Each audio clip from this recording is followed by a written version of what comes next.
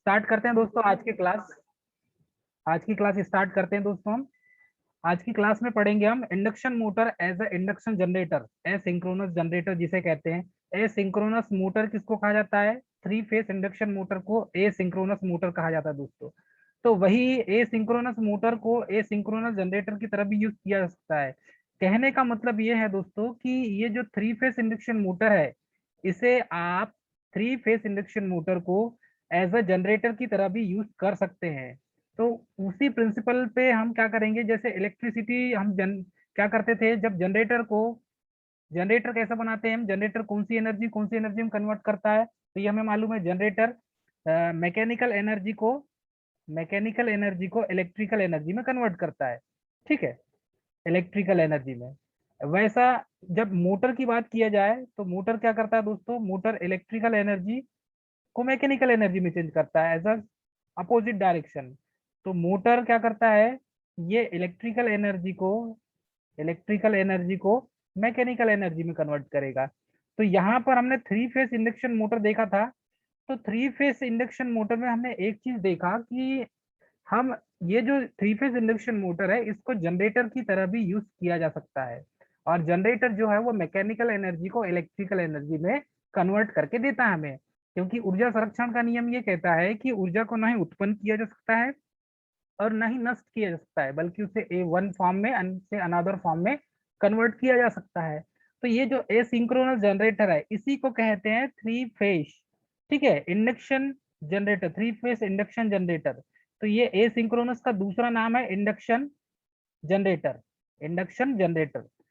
Asynchronous motor को three phase induction motor भी कहा जाता है और एसिंक्रोनस मोटर भी कहा जाता है। ठीक है दोस्तों, तो यहाँ पर थ्री फेज जो इंडक्शन मोटर है उसको जनरेटर की तरह यदि हम यूज करें तो कंस्ट्रक्शन कैसा होगा और वो कैसा वर्क करेगा, ठीक है, ये देखेंगे दोस्तों। तो यहाँ पर हमें मालूम है किसी भी मोटर को यदि आपको जनरेटर बनाना है तो क्या करेंगे, हम उसको उसके प्राइम मूवर को रोटेट करेंगे। तो ये प्राइम मूवर है, मतलब ये शाफ्ट हो गया दोस्तों। और शाफ्ट को हम क्या करेंगे, घुमाएंगे। तो शाफ्ट को घुमाने के लिए किसी भी प्राइम मूवर की आवश्यकता पड़ेगी। ठीक है, जैसे जिसके बोलते हैं पोनी मोटर या पुली या घिरनी, या ये बोल सकते हैं कि ये जो प्राइम मूवर का काम जो करेगा, अर्थात हम क्या कर रहे हैं, इसके रोटर शाफ्ट को घुमा रहे हैं। तो मोटर के रोटर शाफ्ट को जब आप रोटेट करेंगे दोस्तों, तो ये मोटर क्या हो जाएगी, इलेक्ट्रिकल एनर्जी प्रोड्यूस करना चालू कर देगी। तो यहाँ पर दोस्तों इस शाफ्ट के माध्यम से हम क्या कर रहे हैं, यहाँ पर इस रोटर पार्ट को घुमाने से ये मोटर क्या कर रही है, मैकेनिकल एनर्जी हम इसमें क्या कर रहे हैं, इनपुट में दे रहे हैं। तो यहाँ पर इनपुट में कौन सी एनर्जी दिया जा रहा है दोस्तों, मैकेनिकल एनर्जी दिया रहा है इनपुट में। ठीक है, अब ये मैकेनिकल एनर्जी को कौन सी एनर्जी में कन्वर्ट कर रहा है, इलेक्ट्रिकल एनर्जी में। तो यहाँ पर ये इसका जो शाफ्ट है, ये क्यू रिएक्टिव पावर और पी एक्टिव पावर को जनरेट करके देगा आपको। तो यहाँ पर प्रत्येक फेस में, ये आर फेस हो गया, ये वाई फेस हो गया और ये बी फेस हो गया दोस्तों। मतलब ये आर और वाई और बी, ये तीनों फेस को हमने क्या किया कि तीनों फेस में एक एक कैपेसिटर कनेक्ट कर दिया। ये एक कैपेसिटर है प्रत्येक फेस में, आर फेस में, वाई फेस में, बी फेस में। तो ये क्या करेगा, ये जो एक्टिव पावर और रिएक्टिव पावर है, क्योंकि ये एसी जनरेट करके देगा दोस्तों हमें। जब एसी इलेक्ट्रिसिटी जनरेट करके देगा तो स्वाभाविक सी बात है उसमें पावर फैक्टर भी होगा। तो P इक्वल क्या हो जाएगा, पावर कौन सी जनरेट करके देगा, V into I cos five. अब ये कॉस फाइव क्या है, पावर फैक्टर दोस्तों। तो हमारे पास वोल्टेज भी उत्पन्न करके मिलेगा, करंट भी मिलेगी और पावर फैक्टर भी दोस्तों। मतलब तीनों चीज हमें यहाँ पर बैलेंस में करके चलना पड़ेगा।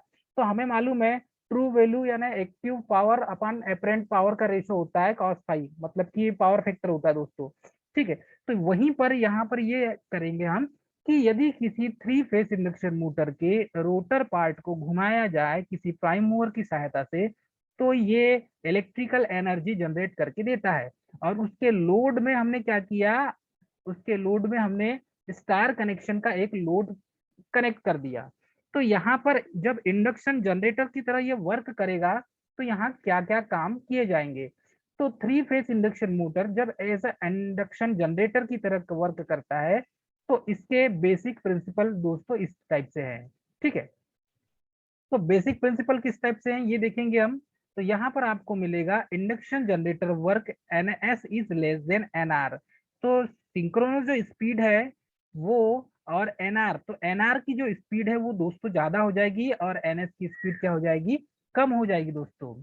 ठीक है, तो यहाँ पर जब स्लिप का मान निकालेंगे तो स्लिप का मान क्या निकलेगा, बेसिकली स्लिप का मान जब हम निकालते हैं तो एस इक्वल क्या निकल जाएगा, फार्मूला वही लगेगा, N S equal N R upon N S, ये फार्मूला है।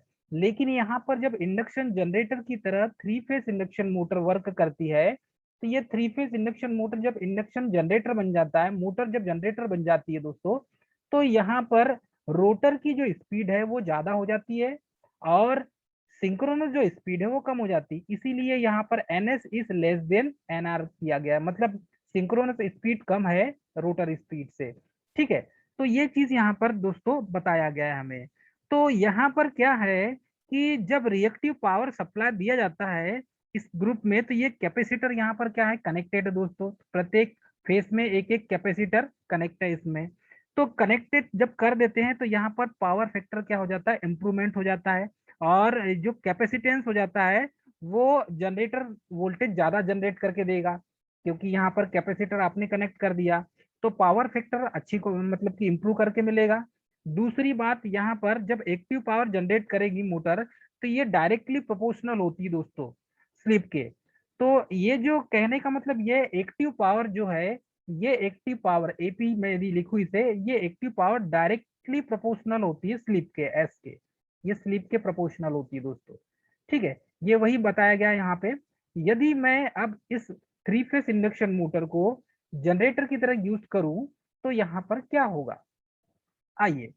तो स्लिप देखें, जब मोटर होता है तो मोटर की कंडीशन में क्या है, zero is less then one, तो स्लिप का जो मान है जीरो से कम होता है। ठीक है दोस्तों, जीरो से कम होता है, मतलब एक और जीरो के बीच में होता है दोस्तों स्लिप इसमें। लेकिन यदि हम यहाँ पर जब ब्रेक लगाएं, ब्रेक लगाते हैं तो स्लिप जो है ये बढ़ जाता है, ब्रेकिंग कंडीशन में क्या हो जाएगी, स्लिप बढ़ जाएगी।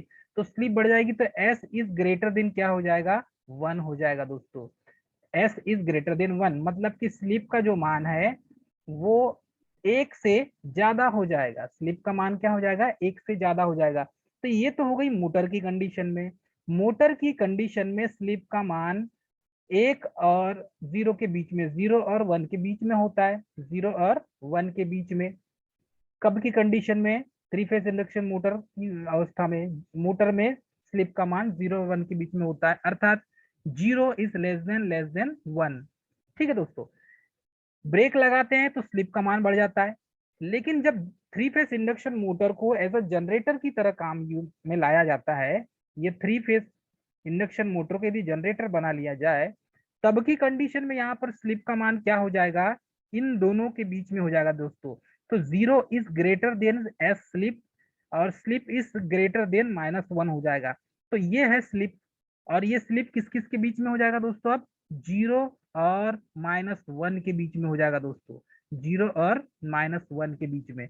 तो जीरो और माइनस वन के बीच में ये होगी कंडीशन में, मतलब जनरेटर, जब आप थ्री फेज इंडक्शन मोटर को जनरेटर की तरह यूज करेंगे तब की कंडीशन में, एज अ जनरेटर की कंडीशन में स्लिप की वैल्यू आपको जीरो और माइनस वन के बीच में मिलेगी दोस्तों। तो कई बार एग्जाम में ये पूछ लेता है कि ये जो इंडक्शन मोटर है इसमें स्लिप का मान कितना होता है, तो zero is less then one, ये ऑब्जेक्टिव क्वेश्चन में पूछे जाते हैं। ब्रेकिंग की कंडीशन में S is greater then one हो जाता है, और जनरेटर की कंडीशन में स्लिप का मान जीरो और माइनस वन के बीच में होता है दोस्तों। तो ये बार बार एग्जाम में पूछ लिया जाता है। ठीक है, जब आप थ्री फेज इंडक्शन मोटर को एज अ जनरेटर की तरह यूज करेंगे तब। अब यदि मेजरमेंट आप स्लिप देखा जाए, स्लिप को मेजरमेंट करें, हम स्लिप का मेजरमेंट करें तो कैसे करेंगे, तो आइए इसे देखते हैं। आज ये वाला टॉपिक देखेंगे कि स्लिप को मेजरमेंट करें तो किस टाइप से करेंगे, तो स्लिप मेजरमेंट के लिए क्या क्या चीजों को आप कैलकुलेट करेंगे या किस किस पर डिपेंड करेगा ये। तो यहाँ पर दोस्तों मेजरमेंट आप स्लिप, स्लिप का मेजरमेंट हम स्पीडोमीटर से कैलकुलेट कर सकते हैं और स्लिप का मान निकाल सकते हैं। एक तो स्पीडोमीटर से मेजरमेंट किया जा सकता है स्लिप का मान, स्लिप का जो मान है दोस्तों हमें फाइंड आउट करना है, तो बाय एक्चुअल मेजरमेंट आप मोटर स्पीड, फर्स्ट पॉइंट है मोस्ट इंपॉर्टेंट पॉइंट, यदि स्लिप को मेजरमेंट करना है, स्लिप का मेजरमेंट करना है हमें, तो by actual measurement of motor speed. तो एक्चुअल मेजरमेंट करेंगे मोटर की स्पीड से, तो उससे स्लिप का मान निकाल सकते हैं, क्योंकि NS माइनस NR अपान NS होता है दोस्तों फार्मूले से। तो स्पीडोमीटर का यूज करके हम, स्पीडोमीटर जो गाड़ियों में लगा होता है स्पीडोमीटर, उससे हम क्या कर सकते हैं, उसकी स्पीड को मेजर कर सकते हैं। तो ये जो स्पीडोमीटर की जो स्पीड होगी वो रोटर स्पीड के बराबर होगी दोस्तों, तब आप मेजरमेंट कर सकते हैं। तो ये speedometer is equal to NR measurement करता है, तो ये रोटर स्पीड निकल जाएगी। सेकेंड, आप कैलकुलेशन कर सकते हैं गणना करके। तो गणना कैसे करेंगे, इस फार्मूले से गणना करेंगे दोस्तों। तो NS इक्वल क्या हो जाएगा, फार्मूला है 120F अपान P। इससे भी हम स्पीड को फाइंड आउट कर सकते हैं। तो ये सेकेंड मोस्ट इंपॉर्टेंट मेथड हो गई। पहली मेथड तो स्पीडोमीटर से हो गई, आप स्पीडोमीटर से भी निकाल सकते हैं, ठीक है। जितनी स्पीडोमीटर की स्पीड होगी उतनी रोटर की स्पीड होगी दोस्तों, उससे मेजरमेंट कर सकते हैं, ठीक है। सेकंड जो मेथड मैंने आपको बताया, सेकंड मेथड है ये फार्मूले से NS इक्वल 120F अपान P से भी हम क्या कर सकते हैं, मेजरमेंट कर सकते हैं स्लिप का, स्लिप की वैल्यू निकाल सकते हैं दोस्तों। थर्ड है ये जो स्लिप का फार्मूला है NS माइनस NR अपान NS, इससे भी स्लिप का मान निकाला जा सकता है। तो ये हो गया एक्चुअल मेजरमेंट हो गया ये दोस्तों। एक्यूरेट मेजरमेंट करना है, एक्चुअल मेजरमेंट करना है, वास्तविक मापन करना है मोटर की स्पीड का। तो इस फार्मूले से ये तीनों मेथड से आप स्लिप का मान निकाल सकते हैं। ये तीनों मेथड दोस्तों स्लिप का मान निकालने के लिए, इससे आप स्लिप का मान ज्ञात कर सकते हैं, स्लिप को फाइंड आउट कर सकते हैं दोस्तों। लेकिन आप देखेंगे सेकेंड मेथड है by comparing rotor and stator supply frequency. तो सप्लाई फ्रीक्वेंसी से भी निकाल सकते हैं दोस्तों। अब कैसे निकालेंगे, इसमें क्या है, सप्लाई फ्रीक्वेंसी से स्टेटर और रोटर की सप्लाई फ्रीक्वेंसी से यदि आप कंपेयर करेंगे तो इससे भी स्लिप की स्पीड को मेजर किया जा सकता है। कई बार एग्जाम में पूछा जाता है दोस्तों ऑब्जेक्टिव क्वेश्चन में कि स्लिप को मेजर करने के लिए, मेजरमेंट करने के लिए ऐसे कौन कौन से मेथड है। तो यहाँ पर दोस्तों ये एक मेथड है, और इस मेथड में सेकंड मेथड क्या है, by comparing rotor and stator supply frequency. तो रोटर एंड स्पेस जो स्लिप है हमें ज्ञात करना है, तो रोटर और स्टेटर की सप्लाई फ्रीक्वेंसी के द्वारा भी आप स्लिप का मान ज्ञात कर सकते हैं। तो इसमें देखेंगे दोस्तों हम कैसे ज्ञात कर सकते हैं। तो इसमें ये स्लिप रिंग लगा हुआ है, ऐसे स्लिप रिंग लगा होता है बाहर, ऐसे स्लिप रिंग लगे होंगे दोस्तों। ये मोटर की स्लिप रिंग है, फर्स्ट, सेकेंड और थर्ड, ठीक है। तो ये तीनों स्लिप रिंग लगे हुए हैं, ठीक है। यहाँ पर आप क्या करेंगे, एक मीटर का यूज करेंगे, और ये जो फ्रीक्वेंसी स्टेटर और रोटर की जो फ्रीक्वेंसी होगी उससे यदि आप कंपैरिजन करते हैं, तो यहाँ पर आपको स्लिप का मान ऑटोमेटिक पता चल जाएगा फार्मूले से। कैसे होगा, देखिए ये तीनों स्लिप रिंग है, ये R, Y और B, तीनों के लिए स्लिप रिंग लगी है।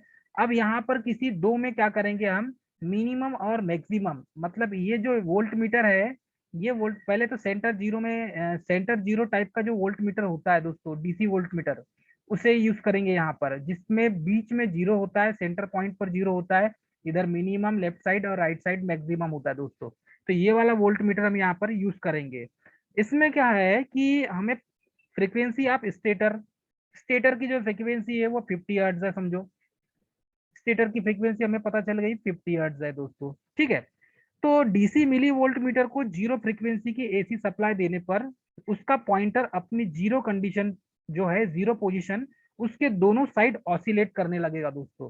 तो ये जो पॉइंटर है, ये पॉइंटर उठ के कभी यहाँ जीरो साइड से ये मिनिमम साइड और मैक्सिमम साइड, तो कभी यहाँ पर मिनिमम कभी मैक्सिमम, तो यहाँ पर ऑसिलेशन करने लगेगा दोस्तों ये पॉइंटर। ये पॉइंटर जब ऑसिलेशन करने लगेगा, दोलन करने लगेगा, जीरो से मिनिमम तक और मिनिमम से मैक्सिमम तक यहाँ पर ऑसिलेट करने लगेगा दोस्तों, ठीक है। AC सप्लाई देने पर, सप्लाई हम कौन सा दे रहे हैं यहाँ पर, AC सप्लाई देने पर है, तो उसका जो पॉइंटर अपनी जीरो कंडीशन या जीरो पोजीशन के दोनों साइड ऑसिलेट करने लगेगा दोस्तों, ठीक है। तो एक साइकिल मतलब one cycle of rotor current consist of a movement of from zero to maximum. तो एक साइकिल जब चलेगी तो एक साइकिल में ये क्या होगा, जीरो से मैक्सिमम होगा, एक साइकिल चलेगी तो जीरो से मैक्सिमम। वैसे ये भी पॉइंटर जो है, ये सुई जो है, ये भी जीरो से मैक्सिमम की ओर यहाँ पर मूविंग करने लगेगा। तो याद रखिएगा कि जब maximum to right back to zero जाएगा, मतलब कि राइट साइड जब जीरो जाएगा, ये जीरो पोजीशन से राइट के साइड जाएगा, मतलब मैक्सिमम अवस्था में पॉइंटर जाएगा। और मिनिमम साइड फिर क्या करेगा, लेफ्ट बैक टू जीरो जाएगा। फिर जीरो से क्या होगा, इधर लेफ्ट जाएगा, मतलब कि जो सुई है ये यहां से लेकर यहां तक पॉइंटर जो इसका यहाँ से ऐसा रोटेट होते जाएगा। कभी मैक्सिमम में बीच में जीरो है दोस्तों, कभी मिनिमम में। तो इस साइड से मैक्सिमम और मिनिमम दोनों साइड जाते जाएगा दोस्तों।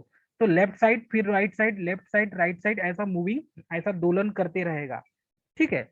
और जब ये ऐसी सिचुएशन आएगी तो यहाँ पर जो एफ आर इक्वल है 2 हर्ट्ज हो जाएगा। कैसे हो जाएगा मैं बताता हूँ। जो एफ आर इक्वल होता है फार्मूला एस एफ, इसका एक फार्मूला है दोस्तों। इस फार्मूले में वैल्यू को पुट करके निकालते हैं। तो इसमें वैल्यू कैसे रखेंगे आप, ये F R equal S F है, ये फार्मूला दोस्तों। इस फार्मूले में मान रख के यहाँ पर हम रोटर फ्रीक्वेंसी, ये है F R rotor frequency. F R क्या है दोस्तों, रोटर की फ्रीक्वेंसी है। ठीक है। अब रोटर फ्रीक्वेंसी का जो फार्मूला है वो है एस एफ, मतलब कि जो मेन फ्रीक्वेंसी है, और ये slip, slip into frequency, F R ऐसा निकाला जाता है। तो जब आप स्लिप निकालेंगे तो एफ आर अपान एफ हो जाएगा। तो ये रोटर की फ्रीक्वेंसी होगी दोस्तों, और ये जो है मेन फ्रीक्वेंसी हो गई स्टेटर की। तो ये स्टेटर की फ्रीक्वेंसी हो जाएगी, ये रोटर की फ्रीक्वेंसी। अब ये जो मेन फ्रीक्वेंसी आप जो सप्लाई दे रहे हैं, तो ये दे रहे हैं आप 50 हर्ट्ज। तो ये एफ आर जो है ये 2 हर्ट्ज है, एफ आर का मान कितना दिया है, 2 हर्ट्ज दिया है। ठीक है। तो 2/50 रखेंगे। जब 2/50 रखेंगे तो 1/125 निकल जाएगा, अर्थात 0.04 इस टाइप से निकलेगा। तो स्लिप का मान निकल जाएगा आपका 50 हर्ट्ज में। जो स्लिप का मान होता है दोस्तों, वो होता है 0.04। इसीलिए 50 हर्ट्ज में फिक्स है, ये 50 हर्ट्ज में स्लिप का मान हमेशा 0.04 ही मिलेगा। तो याद रखिएगा, by comparing rotor and stator supply frequency के द्वारा भी हम 3 फेज इंडक्शन मोटर की स्लिप का मान निकाल सकते हैं। चलिए एक न्यूमेरिकल क्वेश्चन देख लेते हैं इसी बेस्ड पर, इसी फार्मूले पर, कि इसमें न्यूमेरिकल क्वेश्चन कैसे पूछे जाते हैं दोस्तों। न्यूमेरिकल क्वेश्चन ऐसा सेम जैसा ये फार्मूला दिया हुआ है, वही फार्मूला रख के हम यहाँ न्यूमेरिकल क्वेश्चन को सॉल्व कर सकते हैं। चलिए देखेंगे इसमें ये फार्मूला किस टाइप से है। तो ये इस क्वेश्चन को देखो, द इंडक्शन मोटर, एक इंडक्शन मोटर की स्लिप मेजरमेंट करते समय DC milli volt meter 180 oscillation per minute measure करता है। तो एक इंडक्शन मोटर है, उसका स्लिप मेजरमेंट कर रहे हैं दोस्तों हम। तो स्लिप मेजरमेंट करते समय ये जो है 180 ऑसिलेशन पर मिनट, मतलब कि 180 बार ऑसिलेशन कर रहा है, वो दोलन कर रहा है प्रति मिनट। एक मिनट में, एक मिनट में दोस्तों ये 180 बार दोलन कर रहा है। ठीक है, ये दिया हुआ है हमारे पास। यदि सप्लाई फ्रीक्वेंसी 50 हर्ट्ज हो तो स्लिप की वैल्यू फाइंड आउट करो। तो हमारे पास सप्लाई फ्रीक्वेंसी 50 हर्ट्ज दी हुई है, हमें क्या करना है, स्लिप की वैल्यू फाइंड आउट करना है। तो इस टाइप से क्वेश्चन दिया रहता है दोस्तों। स्क्रीनशॉट लेकर मुझे स्क्रीनशॉट भेज देंगे आप, व्हाट्सअप कर देंगे, स्क्रीनशॉट ले लीजिए, व्हाट्सअप कर देंगे। ठीक है दोस्तों। तो ये देखो, अब तो हमारे पास फार्मूला क्या है, अभी थोड़ी देर पहले जो हमने फार्मूला देखा है, S equal F R upon F, S equal F R upon F, ये फार्मूला है दोस्तों। ये है रोटर फ्रीक्वेंसी और ये है मेन फ्रीक्वेंसी। तो मेन फ्रीक्वेंसी जो सप्लाई फ्रीक्वेंसी है, सप्लाई फ्रीक्वेंसी हमारे पास दिया है दोस्तों। तो सप्लाई फ्रीक्वेंसी का मान दिया है 50 हर्ट्ज। सप्लाई फ्रीक्वेंसी का मान हमारे पास 50 साइकिल पर सेकेंड है, मतलब 50 हर्ट्ज है।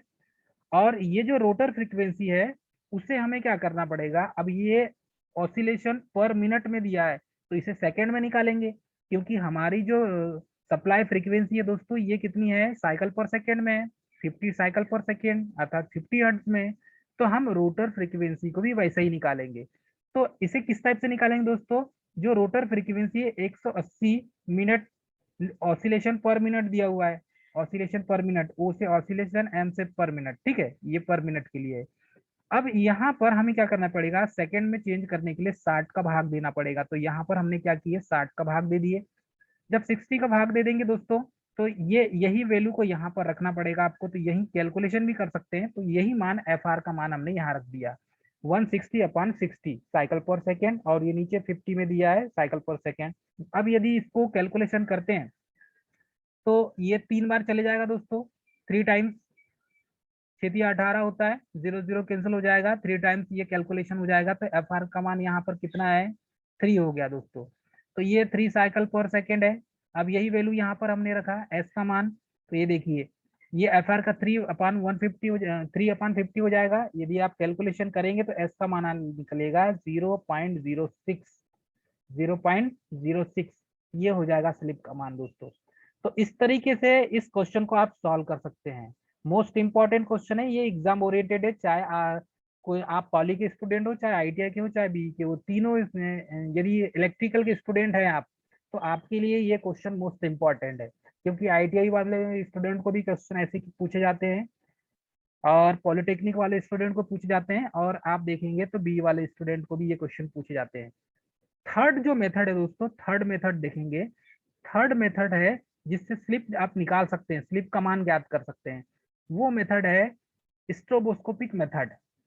ये थर्ड मेथड है दोस्तों, इसके माध्यम से भी हम स्लिप का मान ज्ञात कर सकते हैं। तो इससे स्लिप निकालने के लिए आपको स्ट्रोबोस्कोपिक मेथड का यूज करना पड़ेगा, इससे भी स्लिप ज्ञात कर सकते हैं दोस्तों।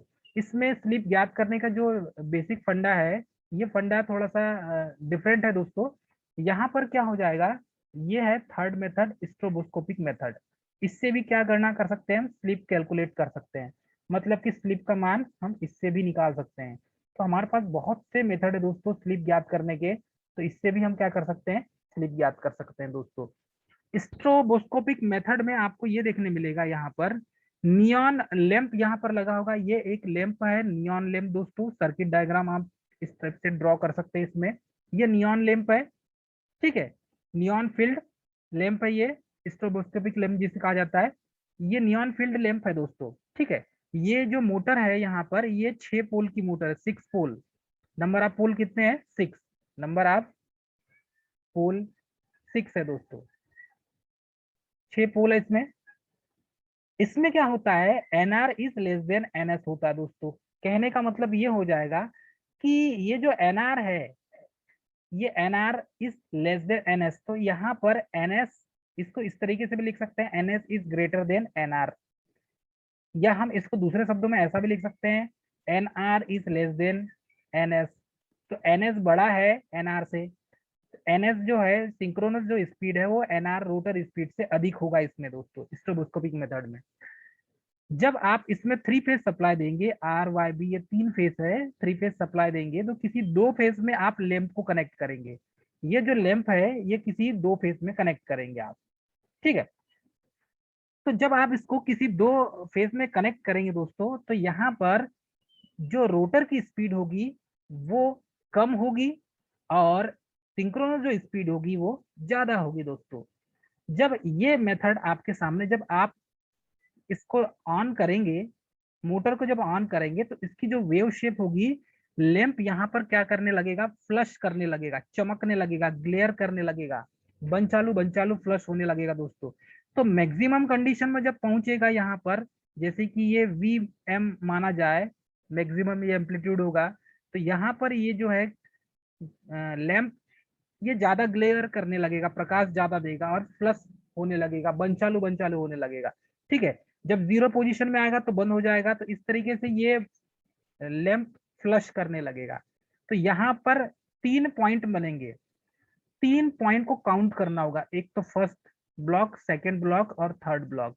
तो ये आर का हो गया, आर फेस का, ये वाई फेस का हो गया दोस्तों, और ये बी फेस का हो गया दोस्तों। तीनों फेस में ये पॉइंट क्या करेगा, काउंटेड करेगा ये तीनों फेस में। तो इसके जो बेसिक जो फार्मूला होगा दोस्तों, number of line passing a fix point in 1 minute, मतलब 1 मिनट में नंबर ऑफ जो लाइंस होगी जो पास करेगी फिक्स पॉइंट पर, अपॉन नंबर ऑफ लाइंस जो हमको दिखेगी। तो ये जो है ये लाइन हमको दिखेगी दोस्तों, जो सर्कल मैंने बनाया है पॉइंट काउंटेट करने के लिए, यही चीज हमको यहाँ देखने मिलेगी, ठीक है। वो कैसे दिखेगी, ये इसका फार्मूला है दोस्तों, ये इसका फार्मूला है, N S minus N R equal number of lines number of lines passing a fixed point in 1 minute upon number of line seen 3 times। ठीक है, तो आर वाई बी का उसमें 3 टाइम्स दिया हुआ है। जब आप स्लिप एस का मान निकालेंगे, यही वैल्यू को यहाँ पर हम क्या करेंगे दोस्तों, N S minus N R का मान जितने बार वो प्रकाश प्लस होगा, हमको चमक जितने बार देगा, जितने बार वो बल्ब बंद बुझ होगा, जलेगा फिर बुझेगा, जलेगा फिर बुझेगा, तो उसी को हम क्या करेंगे दोस्तों, कैलकुलेट कर लेंगे यहाँ पर। यही नंबर आप line passing a fix point in 1 minute, 1 minute में जितने बार ये रिएक्शन, ये क्रिया होगी, अपान नंबर ऑफ लाइन सीन, मतलब जितने बार ये लाइन दिखेगी आपको दोस्तों, इसको कैलकुलेट करना है, कैलकुलेट करना है दोस्तों। और जब कैलकुलेट करेंगे आप, गणना कर लेंगे, आपको नंबर नोट कर लेंगे आप, तब यहाँ पर वैल्यू को रख देंगे, तो N S minus N R upon हो जाएगा एन एस। इसी फार्मूले के माध्यम से दोस्तों आप स्ट्रोबोस्कोपिक मेथड से, उसके द्वारा भी आप स्लिप एस को कैलकुलेट कर सकते हैं। तो हमने कौन कौन सी मेथड बताया, 3 मेथड दोस्तों।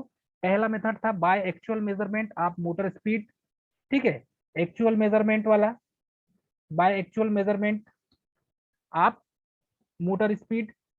सेकंड मैंने बताया आपको, सेकंड हमने क्या बताया आपको, bye comparison rotor and stator supply frequency. And third हमने बताया आपको कि स्ट्रोबोस्कोपिक मेथड। ये तीनों मेथड से आप स्लिप को ज्ञात कर सकते हैं। स्लिप फाइंड आउट करना है 3 फेज इंडक्शन मोटर की, तो तीनों मेथड का यूज कर सकते हैं दोस्तों। ये कई बार तीनों ऑप्शन ऑब्जेक्टिव क्वेश्चन में पूछे गए हैं। इसके बाद देखेंगे दोस्तों हम, इसके बाद देखेंगे पावर फ्लो, किस टाइप से 3 फेज इंडक्शन मोटर में पावर फ्लो होता है। तो पावर फ्लोइंग का इसका जो चार्ट है या ब्लॉक डायग्राम है वो देखेंगे। ये इस टाइप से इसका पावर फ्लो का ब्लॉक डायग्राम होता है दोस्तों। ठीक है, पावर फ्लो का ब्लॉक डायग्राम, इसमें क्या होता है, इंडक्शन मोटर को हम electrical power to the stator part, stator part को हम इलेक्ट्रिकल पावर देते हैं दोस्तों। इंडक्शन मोटर के स्टेटर पार्ट को या स्टेटर को हम इनपुट सप्लाई देते हैं। तो इनपुट जो आप 3 फेज सप्लाई देंगे, 3 फेज सप्लाई जो देंगे दोस्तों इंडक्शन मोटर को, वो आप स्टेटर को देते हैं। ठीक है, फिर स्टेटर में ऐसा क्या होता है, यहाँ पर पावर P1 डेवलप होगा दोस्तों। तो यहाँ पर क्या है, स्टेटर में कौन कौन सी लॉसेस होगी, जब ये रोटर घूमेगा, इसका स्टेटर पार्ट जो है, ये स्टेटर पार्ट में जब मैग्नेटिक फ्लक्स क्रिएट होगा, चुंबकीय फ्लक्स बनेगा इसमें, तो यहाँ पर स्टेटर में कॉपर लॉस होगा दोस्तों, 101% कॉपर लॉस होगा क्योंकि कोर है इसमें, और आयरन लॉस होगा दोस्तों। तो ये जो पावर जितनी भी उत्पन्न होगी, इसमें पावर जो जनरेट होगी या इसमें ईएमएफ जितनी उत्पन्न होगी स्टेटर पार्ट में, उसमें आयरन लॉस और कॉपर लॉस जो है, ये हमें क्या करना पड़ेगा, घटाना पड़ेगा, क्योंकि ये लॉसेस के कारण पावर कम हो जाएगी। तो जब सबसे पहले आप स्टेटर पार्ट में ईएमएफ सप्लाई देंगे, तो यहाँ पर कॉपर लॉस और आयरन लॉस दोनों माइनस हो जाएंगे दोस्तों, तो ये इसको घटाना पड़ेगा हमें। ठीक है, अब ये जो स्टेटर पार्ट में जो है पावर P1 जो जनरेट हुई है, उत्पन्न हुई है, उसमें कॉपर लॉस और आयरन लॉस के कारण थोड़ा हमें यहाँ पर इसको लॉसेस से घटाना पड़ेगा पावर से। अब जैसे ही ये रोटर पार्ट में पहुंचेगा दोस्तों, तो रोटर में जब आप इनपुट सप्लाई जाएगा, तो रोटर में जब इनपुट सप्लाई जाएगा, तो वो किसके थ्रू जाएगा, एज अ फैराडे के इलेक्ट्रोमैग्नेटिक म्यूचुअल इंडक्शन के कारण जाएगा। क्योंकि 3 फेज इंडक्शन मोटर का कंस्ट्रक्शन एज अ ट्रांसफार्मर की में जो म्यूचुअल इंडक्शन की क्रिया होती है, उसी के द्वारा होता है यहाँ पर, मतलब एज अ सेम कंस्ट्रक्शन होता है। तो स्टेटर में जो पावर सप्लाई करोगे स्टूडेंट, वही उसी का लिंक होके जो पावर आउटपुट के रूप में प्राप्त होगा, वो रोटर पार्ट में होगा दोस्तों। अब ये रोटर को हमने इनपुट पावर दिए, ठीक है, जब रोटर को इनपुट पावर मिला, तो यहाँ पर P2 पावर डेवलप्ड होगी। जब इसमें P2 पावर डेवलप्ड होगी रोटर में, रोटर पार्ट्स में इनपुट पावर जो डेवलप्ड होगा, उसके कारण ईएमएफ इंड्यूस्ड होगा दोस्तों, और ये P2 पावर डेवलप करेगा, मतलब कि उत्पन्न करेगा। ठीक है, अब यहाँ पर रोटर में भी लॉसेस होंगे। रोटर में भी कौन से लॉस होता है, रोटर में वाइंडिंग है, तो यहाँ पर कॉपर लॉस होगा। रोटर में वाइंडिंग होने के कारण यहाँ पर कौन सा लॉस होगा दोस्तों, कॉपर लॉस होगा। तो ये P2 से हम कौन सा कॉपर लॉस को घटा देंगे, P2 से कौन सा लॉस घटाएंगे, कॉपर लॉस को घटाएंगे दोस्तों, Cu कॉपर लॉस को। अब ये आगे बढ़ेगा। अब देखो यहाँ पर थ्री फेस इंडक्शन मोटर में मैकेनिकल पावर डेवलप्ड होगा दोस्तों, क्योंकि पहले हमने स्टेटर को सप्लाई दिए, स्टेटर में फ्लक्स लिंकेज के कारण मैग्नेटिक फ्लक्स क्रिएट हुआ और ईएमएफ इंड्यूस्ड हुआ रोटर में, तो रोटर में P2 पावर डेवलप हुआ दोस्तों। अब इसके कारण ये दोनों एक दूसरे को क्या करेंगे, सिंक्रोनाइज करेंगे। तो यहाँ पर क्या हो जाएगा, three phase induction motor mechanical power develop करेगी। तो mechanical power developed in rotor या ग्रॉस मैकेनिकल पावर या ग्रॉस टॉर्क, जो ग्रॉस टॉर्क भी बोल सकते हैं, मैकेनिकल पावर भी कह सकते हैं आप, और मैकेनिकल पावर डेवलप किसमें होगा, रोटर में होगा दोस्तों। अब रोटर रन करना चालू कर देगी, घूमना चालू कर देगी मोटर, ठीक है। थ्री फेज इंडक्शन अब स्टार्ट हो गई आपकी, घूमना चालू कर देगी। जब घूमेगी तो इसमें फ्रिक्शन और विंडेज लॉस होगा। जब मोटर घूमेगी थ्री फेज इंडक्शन मोटर